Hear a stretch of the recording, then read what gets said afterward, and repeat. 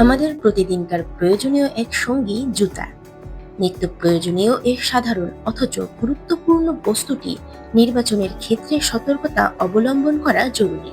কারণ অনেক আরামদায়ক জুতাও অনেক সময় শারীরিক গঠনে প্রভাব ফেলে।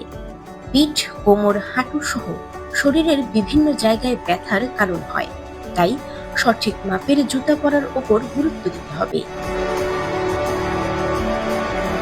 নতুন জুতা পায়ে একটু ফিটিং হয় এমন চিন্তা করে অনেক সময় মাপের চেয়ে ছোট সাইজের জুতা আমরা কিনে ফেলি। জুতা ব্যবহার করতে করতে তা পায়ে ঠিকঠাক হয়ে যাবে তা ভেবে সে জুতাই নিয়মিত পরতে থাকি।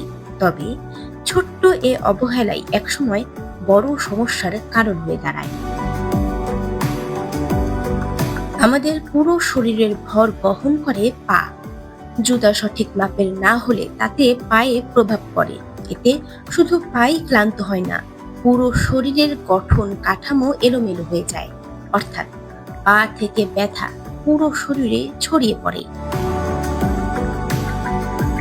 স্বাভাবিকভাবে মাটিতে পা ফেলার প্রক্রিয়াকে বলে প্রোনেট, কিন্তু ভুল জুতা পরলে এই প্রক্রিয়া ব্যাহত হতে পারে। চওড়া পায়ে সরু জুতা পরলে পা মাটিতে ঠিকমতো বসে না। পায়ের সম্পূর্ণ ভর মাটিতে না পৌঁছানোর কারণে ছোট ছোট পদক্ষেপ ফেলতে হয়। ফলে কোমর ও পিঠকে বাড়তি চাপ নিয়ে সামনের দিকে ঠেলতে হয়। সময়ের সঙ্গে সঙ্গে সামান্য এই বিষয়টি পরিণত হয় দীর্ঘস্থায়ী ব্যথায়।